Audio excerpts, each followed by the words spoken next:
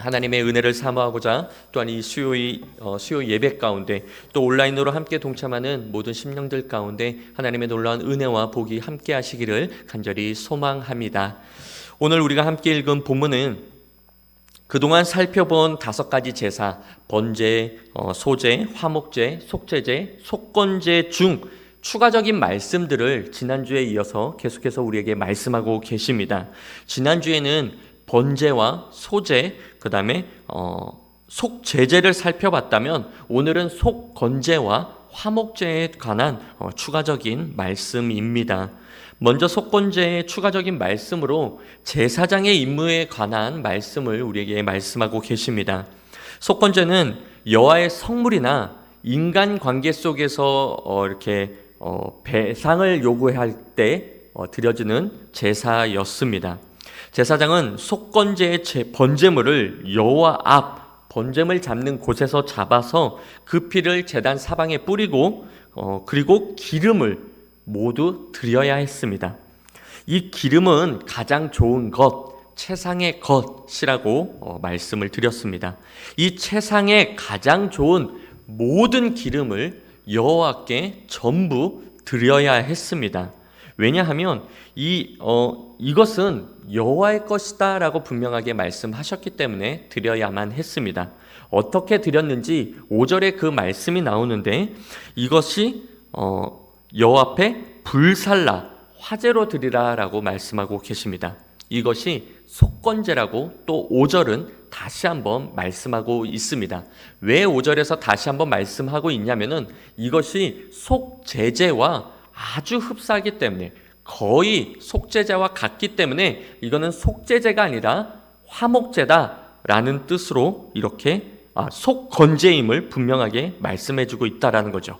속제제가 아니라 속건제라는 것을 분명히 해주고 있다라는 겁니다. 그런데 놀랍게도 제사장은 그 제물을 먹을 수가 있었습니다. 단 조건이 있었는데 6절에 보니까 거룩한 곳에서 제사장만이 먹을 수 있었습니다. 왜냐하면 이 제물은 이미 여호와께 드린 거룩한 제물이 되었기 때문에 거룩한 자가 거룩한 곳에서만 먹을 수 있었다라는 것입니다. 가장 거룩한 곳에서 거룩하다라고 구별된 제사장, 남자만이 먹을 수 있었다라는 것입니다. 계속해서 7절에서부터 10절은 번제와 소제 때 제사장에게 돌아갈 몫에 대해서 말씀하고 계십니다. 굽거나 부치거나 삶은 소제물이나 그 가죽과 그 고기는 그 제사를 집행하는 제사장의 몫이었습니다. 그렇다고 해서 이 말이 제사를 집례한 제사장이 전부 내 것으로 취하는 그러한 말씀이 아니라 예식의 절차상 그 제사를 집례했던 제사장이 먼저 취하게 되는 것이고 그 이후에는 모두가 나눠 먹을 수 있었다라는 것입니다. 그래서 10절은 아론의 모든 자손이 균등하게 분배할 것이다 라고 말씀하신 것입니다. 계속해서 11절부터는 화목제에 관한 추가적인 말씀을 말씀하고 계십니다. 하나님께 받은 은혜가 너무 커 그 입술에 감사가 막 차고 넘칠 때 그러한 자는 하나님 앞에 감사의 제사, 화목제를 드릴 수 있었습니다. 이때 소, 양, 염소 또는 무교병과 무교전병, 유교병을 다 함께 드려야만 했습니다. 그것도 거제로 드렸습니다. 거제란 하나님 앞에 이렇게 올렸다가 이렇게 내리는 이러한 식의 이 제사법을 거제라고 하는데 이렇게 올려드렸다라는 것이죠. 그런데 여기서 특이한 것은 유교병을 함께 드렸다라는 겁니다. 모든 이 제사에는 무교병을 드려야 하는 것이 원칙이었습니다. 그런데 무교병뿐만이 아니라 유교병도 드릴 수 있다라고 하나님께서 말씀하고 있습니다. 이 유교병은 일상생활 가운데 이스라엘 백성들이 먹었던 음식이었습니다. 먹었던 음식. 근데 그것을 화목제 가운데 함께 드릴 수 있었다라는 거죠. 아니, 드려야만 했다라는 거죠. 그것을 무교병과 같이 드렸다는 것은 하나님께 감사를 드릴 때 그만큼 보다 풍성하게 할 수 있는 모든 것을 다 동원해서 감사를 드려야 한다는 것을 우리에게 나타내 보여주고 계시다라는 것입니다. 그리고 그 제사를 집례한 제사장이 또 몫으로 취할 수 있었습니다. 계속해서 15절은 감사함으로 드리는 화목 제물의 고기를 아침까지 두지 말고 그날에 다 먹어야 되는 것을 우리에게 말씀하고 있습니다. 이는 감사의 희생 제물을, 이 희생을 나눌 수 있을 만큼 최대한 여러 사람을 불러야 된다라고 말씀하고 있는 것입니다. 그러니까 최대한 많은 사람이 함께 불러서 함께 그 예물을 먹어야지만이 하루 안에 다 먹을 수 있기 때문에 최대한 많은 사람을 부르라라는 뜻으로 이렇게 우리에게 말씀하고 있는 겁니다. 그렇지 않으면 이 예배는 가증한 예배가 되기 때문에, 그래서 하루 만에 먹기 위해서는 예배하는 자는 최대한 많은 사람을 불러야, 초청해야 된다라는 것을, 그날에 다 먹어야 했다라는 것을 우리에게 말씀하고 있다라는 거죠. 그런데 예외도 있었습니다. 그것은 16절에 서원제나 또 자원제입니다. 감사제는 그날 하루에 다 먹어야 됐는데, 똑같은 화목제라도 서원제나 또 자원하는 제는 그날뿐만 아니라 이튿날까지 먹을 수 있었다라는 거죠. 그렇다고 해서 이 하루가 연장된 것에 무슨 큰 의미가 있었던 것은 아니고 그냥 이튿날까지 먹어야 된다라는 것을 그냥 말씀해 주고 있는 겁니다. 거기에 강조점이 있다라는 거죠. 그렇다면 굳이 왜 하나님께서 하루 더 연장해서 우리에게 먹으라고 하셨을까요? 그것은 화목제가 다른 사람과 나누는 그러한 제사임을 생각해 보면, 서원이나 자원하는 화목제는 그것을 드리는 것은 자신의 굳은 의지를 이 예물을 통해서 더 많은 사람들에게 공개적으로 선포하는 행위인 것입니다. 오늘 하루만 내가 이렇게 하나님 앞에 서원합니다, 이렇게 얘기할 것이 아니라 그 이튿날에도 나의 서원이 계속 이루어지고, 그러니까 더 많은 사람들에게 나의 서원, 나의 굳은 이 자원을 선포하기 위한 목적으로 이틀까지 허락하셨다라는 거죠. 또 이틀까지 허락했다는 것은 그만큼 더 많은 사람을 초청할 수 있었기 때문에 많은 사람들 앞에서 공개적으로 서원이나 자원하는 것을 선포할 수 있는 그러한 것이기 때문에 이틀까지 허용하셨다라는 겁니다. 그렇게까지 했는데 만일 3일째까지 이 고기가 남았다면 그 남은 고기는 불살라야 했습니다. 불살라 태워버려야 됐어요. 소각해야 했다라는 겁니다. 만일 그 화목제물을 조금이라도 3일째 되던 날 먹으면 그가 그 앞에 드렸던 이 화목제는 부정한 제사가 될 뿐더러 하나님 앞에는 전혀 상관없는 제사이고 하나님은 그 제사를 받지 않으십니다.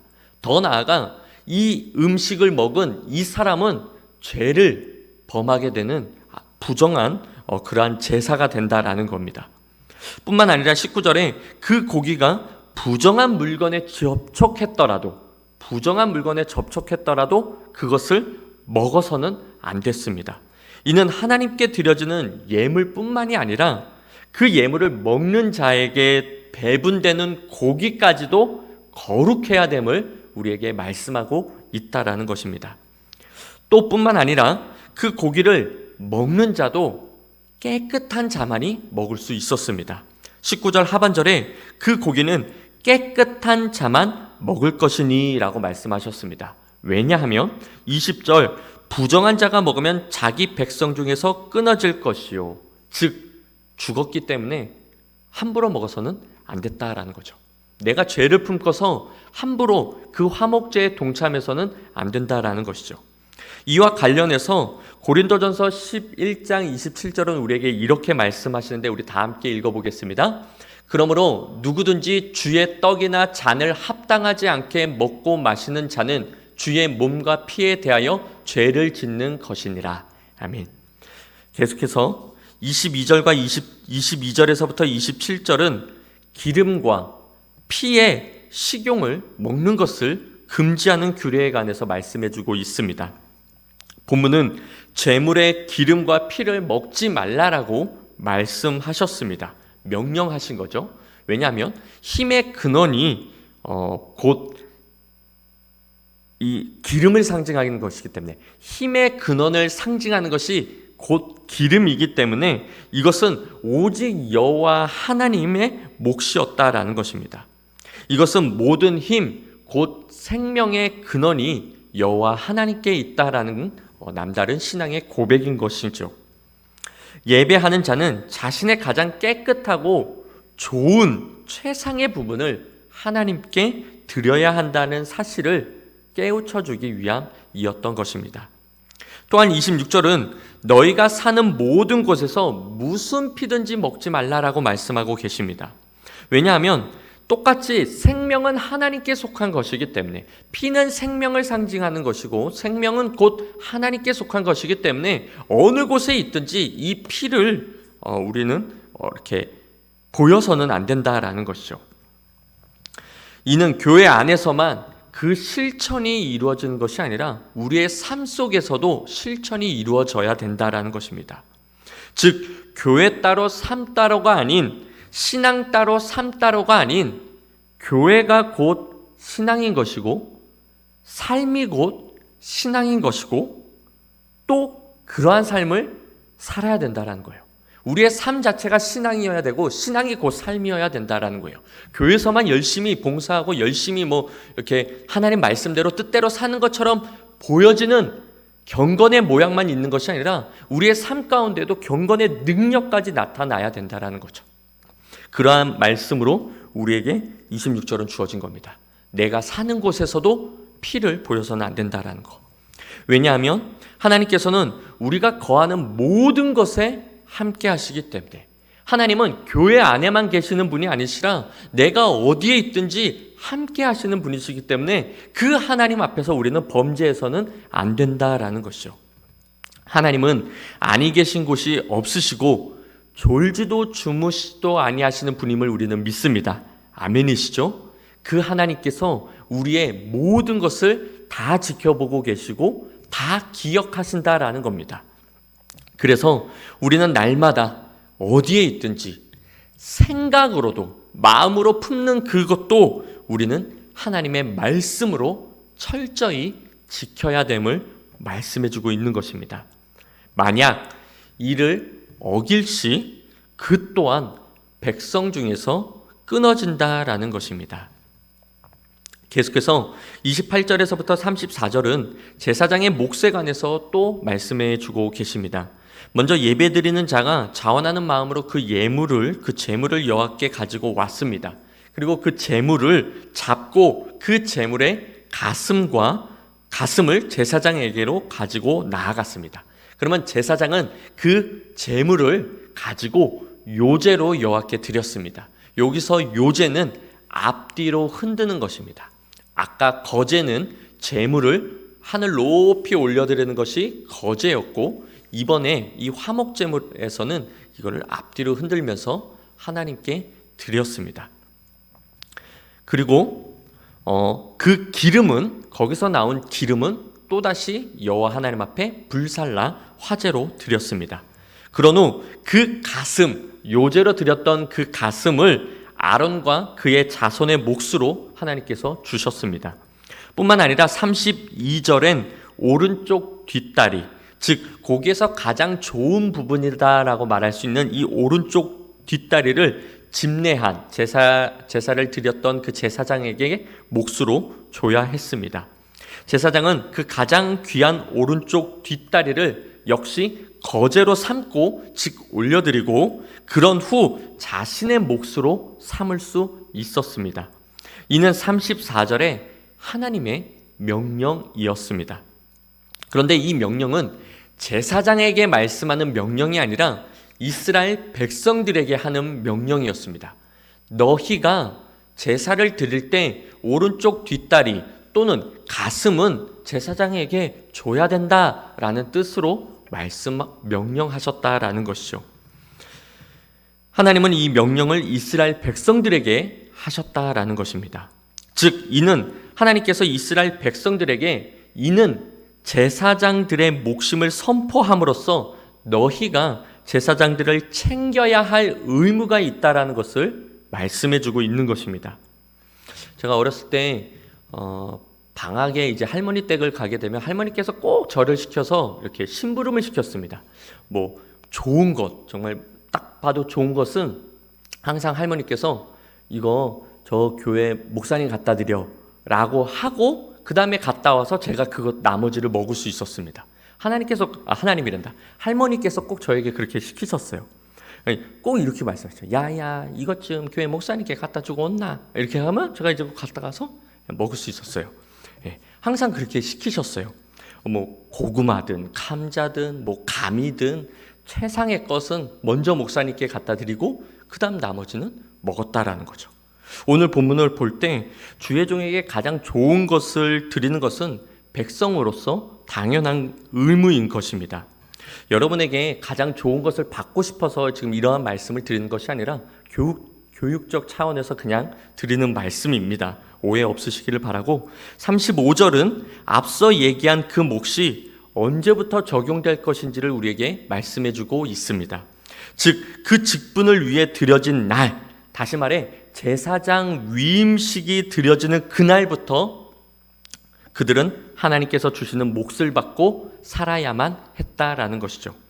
마지막으로 그동안의 모든 제사법에 관한 말씀과 누가 누구에게 언제 어떻게 어디서 말씀하셨는지로 오늘 말씀을 맺고 있습니다. 우리는 오늘 본문을 통하여 화목제물은 아무나 먹을 수 없다라는 것에서 교훈을 삼고 싶습니다. 19절 하반절은 바로 깨끗한 자만이 먹을 것이니 라고 말씀하셨습니다. 다시 말해 화목제물은 아무나 먹을 수 없다라는 말씀인 거죠. 누군가의 화목제에 초대받았다고 해서 아무나 갈 수도 없었던 것입니다. 내가 깨끗하지 못하면 아무리 초대받았다 할지라도 그 화목제에 참여할 수 없습니다.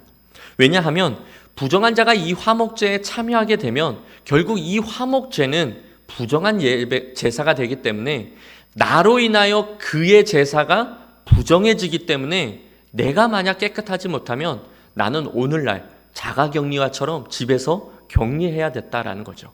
초대받았다고 해서 무조건 갈 수 있는 것은 아니다라는 거예요.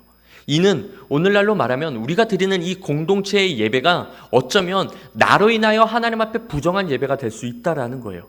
그래서 얼마만큼 우리가 드리는 이 예배가 나만 잘하는 신앙생활이 아니라 우리 모두가 잘해야 되는 신앙생활이다라는 것이죠. 나만 잘 되고 내 가정만 잘 되면 되고 우리 식구만, 우리 가정만 주님 앞에 바로 서면 된다. 저 가정이 뭐 범죄하던 말던 나와는 상관없다. 이럴 수가 없다라는 거예요. 우리 모두가 다 잘 돼야 되고 우리 모두가 하나님 앞에 거룩해야지만이 우리의 이 예배가 하나님 앞에 거룩한 예배로 상달되는 예배가 될 수 있다라는 겁니다. 건강한 교회는 머리 대신 예수 그리스도의 명령에 즉각적으로 순종하는 것이 건강한 교회입니다. 건강하지 못한 사람은 물을 먹고 싶어도 만약에 양손이 다 이렇게 기부스를 했거나 이렇게 조금이라도 무거운 것을 들 수 없는 그러한 처지가 됐다면 물을 먹고 싶어도 이 물을 먹을 수가 없어요. 예수님께서 오른손 보고 야야 저 오른손아 저 물 좀 떠서 입에 갖다 대 마셔라 라고 명령하시는데 오른손이 건강하지 못하면 예수님의 명령에 먹을 수 없다라는 거예요. 나 혼자서 모든 것을 다 할 수 없습니다. 발이 어떻게 이 물을 마실 수 있겠어요? 오른손이 해야 될 일은 오른손이 해야 되고 발은 발에 몫이 있고 또 눈은 물을 찾는 눈의 역할이 있다라는 거죠. 우리가 합력하여 선을 이루어야 되는데 머리 대신 몸 대신 우리는 모두가 다 지체라고 말씀하고 있잖아요. 그러니 건강해야지만이 예수님의 명령에 즉각적으로 순종할 수 있다라는 거죠. 나 혼자서 잘 되는 신앙, 나만 내 오른쪽 손만 열심히 운동하고 신앙의 운동, 기도의 운동, 말씀의 운동, 봉사의 운동으로 열심히 운동해서 근육만 이렇게 오른쪽만 키우면 뭐합니까? 왼손을 힘을 못 쓰는데 아무리 오른손이 강한다 하더라도 이것을 어떻게 오른손 혼자서 들 수 있겠어요? 양손으로 들어도 들릴까 말까한 이 무거운 것을. 그러니 나만 신앙생활 잘하면 될 것이 아니라 우리 모두가 다 잘 돼야 된다라는 거예요. 그래서 그 사람이 병들었다면, 영적 병이 들었다면 우리는 그를 찾아가야 됩니다. 그래서 그의 건강을, 영적 건강을 회복시켜줘야 돼요. 그래야 결국은 우리는 머리 대신 예수 그리스도의 명령에 즉각적으로 순종할 수 있는 건강한 교회가 된다라는 거예요. 이러한 말씀이 오늘 우리에게 주는 교훈인 줄 믿습니다. 거룩하지 못한 부정한 자가 하나님께 나아가면 이는 마치 용광로에 가까이 가기도 전에 모든 것이 태워지는 것처럼 우리는 완전히 소멸된다라는 거예요. 우리가 거룩하지 못한 상태로 하나님 앞에 나아가면 우리는 완전히 소멸되는 정말 연약한, 먼지보다도 더 못한, 정말 우리는 그러한 피조물입니다.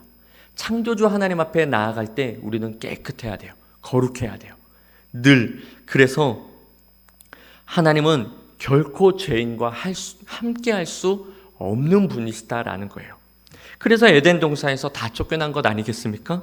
그러므로 초대받은 것이 중요한 것이 아니라 초대에 응하는 것이 더 중요하다라는 거예요. 늘 우리는 거룩해야 됩니다. 21절은 성도로서 우리가 얼마나 내 삶 가운데 거룩을 위해서 힘써야 되는지를 말씀해 주고 있습니다. 뿐만 아니라 26절도 너희가 사는 모든 곳에서 라고 말씀하시면서 우리의 삶 또한 얼마나 거룩해야 되는지, 우리가 이 거룩을 위해서 얼마만큼 부단히 힘을 쓰며 사력을 해야 되는지, 그래서 우리에게 말씀하고 있다라는 거죠. 레위기의 핵심은 레위기를 아주 그냥 탈수기로 짜고 짜면 거룩이라는 한 단어로 압축할 수 있습니다. 이 거룩은 하나님과의 연합을 위한 거룩입니다. 즉 우리가 거룩하지 못하면 우린 절대로 하나님과 함께할 수 없다라는 것이죠. 하나님과 연합할 수 없고 하나님과 연합하지 못하면 화목이 이루어질 수 없다라는 거예요. 그러므로 우리는 거룩해야 합니다. 그렇다면 사랑하는 서부제일교회 우리 성도 여러분, 여러분은 어떠하십니까? 여러분과 하나님과의 관계는 어떠하십니까? 뭐를 통해 이 관계를 알 수 있을까요? 내가 하루를 살면서 얼마만큼 하나님의 말씀을 가까이 하고 있는지를 보면 나의 영적 상태를 알 수 있습니다. 하루에 얼마나 하나님의 말씀을 읽고 하나님의 말씀을 또는 듣고 또는 쓰고 있는지에 관해서, 아니면 지난주 설교 말씀을 데살로니가 그 교회 성도들처럼 얼마만큼 상고하면서 지내고 있는지, 아니면 이 3일째 되는 이날 벌써 지난주 설교 제목도 잊어버린 건 아니시겠죠. 이것을 통해서 우리는 내 영적 관계가, 하나님과의 관계가 얼마만큼 멀어져 있는지를 알 수 있다라는 겁니다. 또는 하루에 얼마나 하나님께 무릎으로 나아가는 시간, 기도의 시간을 갖고 계시는지, 얼마나 하나님을 위해 나에게 주어진 이 시간들을 쓰고 있는지, 이 시간을 통해서 연약한 지체들을 위해 전화 신방을 했는지, 아니면 내가 할 수 있는 그 자리에서 전도를 하고 있는지, 얼마만큼 하나님을 위해 시간을 쓰고 있는지를 보면 내가 얼마만큼 하나님과 깊은 관계에 있는지를 알 수 있다는 것입니다. 저희 아버지를 보니까 하루 종일 손주를, 제 아들 희찬이를 생각하는 것 같아요. 그럼 늘 전화하셔요. 희찬이 뭐하노? 희찬이 밥 먹었나? 늘 이렇게 전화를 하셔요. 뭐 좋은 데 가시면 희찬이 생각나서 전화했다 하고, 뭐 맛있는 거 먹으면 손주 생각나서 또 전화했다라고 이렇게 하시더라고요. 사랑하니까 끊임없이 생각하고 보고 싶다라고 하고 전화를 하고 영상통화를 하고 막 이러더라고요. 우리가 기도해도 왜 기도에 응답이 없을까요? 하나님은 분명 응답하신다라고 말씀하셨고, 너는 내게 부르짖으라 내가 내게 응답하겠고 네가 알지 못하는 크고 은밀한 일을 내게 보이리라 라고 말씀하시고, 구하라 그러면 너에게 주실 것이요, 찾으라 그러면 찾을 것이요, 문을 두드리라 그러면 너에게 열릴 것이니 구하는 이가 구하실 것이요, 찾는 이가 찾을 것이요, 문을 두드리는 이에게는 열릴 것이다 라고 말씀하시는 그 주님께서 왜 우리가 기도해도 기도에 응답이 없는 걸까? 많은 이유가 있겠지만 그중 확실한 하나는 우리의 거리가, 하나님과의 우리와의 거리가 너무 멀기 때문입니다. 주변이 조용하면 얼마든지 괜찮습니다. 제가 여기서 저 방송실에 있는 효림자매한테 효림자매 들리면 네 라고 해주세요. 네, 내라고 하죠. 멀어도 주변이 조용하면 소통이 돼요. 그렇죠? 그런데 주변이 시끄러우면 얘기는 달라집니다. 어둠의 사탄마귀는 호락호락하지 않아요. 그렇죠? 만만한 상대도 아니에요. 우리가 뭔가 기도를 하려고 그러면 주변을 아주 시끄럽게 해요. 이 공간에 100명의 어린아이들이 막 뛰어다니면서 서로 막 놀고 시끌벅적하게 지낸다고 하세요. 생각해 보세요. 상상해 보세요. 이런 시끌벅적한 100명의 아이들을 뚫고 제가 휴림자매 하면 들릴까요? 잘 안 들려요. 휴림자매! 막 외쳐도 목사님 뭐라고요? 이렇게 아마 반응할 거예요. 그렇죠. 사단은 우는 사자와 같이 우리에게 시끌벅적하게 주변을 만들어요. 자꾸만 베드로가 주님을 바라봤을 땐 물리를 걸어갔지만 풍랑을 바라보니까 물속으로 빠져들듯이 사단은 자꾸만 우리에게 주변에 이 풍랑을 바라보게 해요. 갑자기 뭔가 좀 금식기도 하려고 하면은 갑자기 뭐 회식이 있다든가, 아니 신랑이 갑자기 막 치킨을 막 사온다든가, 아니 나 금식하려고 그러는데 이런다든가, 뭔가 이제 뭐 목장님께서 요번에 뭐 사순절인데 저희 그냥 함께 금식하며 좀 기도합시다, 시간을 정해놓고 기도하시죠, 이렇게 권면하면 그래 사순절인데 기도해야지 하고 마음 먹었는데 자고 일어났더니 그게 어느 순간 막 분주하게 전화가 막 와요. 따르릉 따르릉.